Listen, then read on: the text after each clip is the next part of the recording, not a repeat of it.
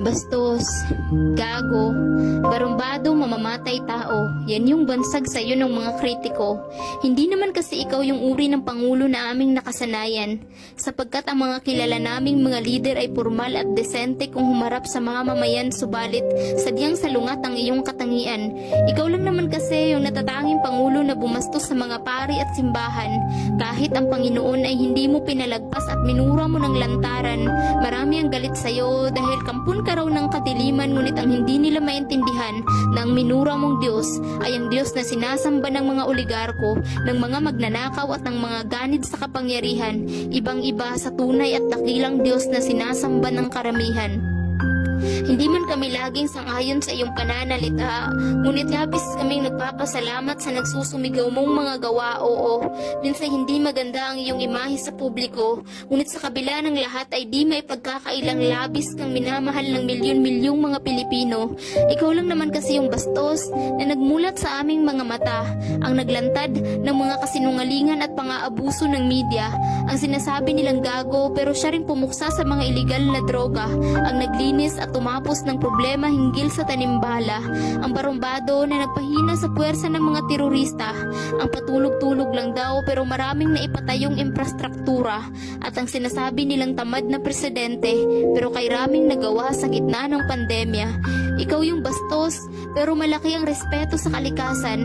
Sa pagpapalinis ng Boracay at Manila Bay ay paulit-ulit ka naming pasasalamatan. Ikaw yung sinasabing mamamatay tao, ngunit magandang bukas ng kabataan ang ipinaglalaban. Marami man ang galit dahil wala ka raw pakialam sa karapatang pantao. Oo, karapatan ng mga kriminal na napapatay ng mga pulis at sundalo dahil para sa'yo, mas mahalaga ang buhay ng bawat inosenteng Pilipino.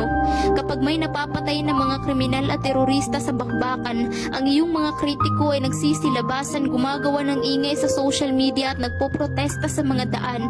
Pero kay sakit sa pakiramdam, natikom ang kanilang mga bibig kapag ang napapatay ay ang mga pulis at kasundaluhan. Ikaw lang yung leader na may pakialam, ang pangulo na nagpakita ng pagmamahal sa mga sundalo at mga kapulisan, ang nagbigay ng malasakit sa mga Pilipinong ng ibang bayan, ang presidente na tumugon sa hinagpis ng mga magulang, ang nagbigay daan sa pagsuko ng libu-libong mga terorista, at ang nagsilbing tulay sa pagbabagong buhay ng mga kabataang nalulung sa iligal na droga.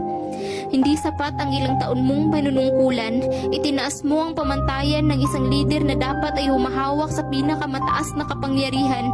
Pero sabi nga nila na mas mabuti na yung nabigyan mo kami ng kahit 6 na taon kaysa sa hindi man lang kami nabigyan ng kahit konting pagkakataon. Ang pagsaludo sa iyo ay hindi sinyalis ng pagiging isang panatiko. Masama bang purihin ka at pasalamatan sa pagiging isang mahusay na pangulo dahil sa kabila ng mga walang kabuluhang mga kritisismo at sa pilit na pagpapabagsak sa iyo ng mga oligarko, wala kang ibang kakampi kundi kaming mga Pilipino. Hindi kami handa sa pag-alis mo sa pamahalaan, ngunit wala kaming magagawa kundi harapin ang masakit na katotohanan.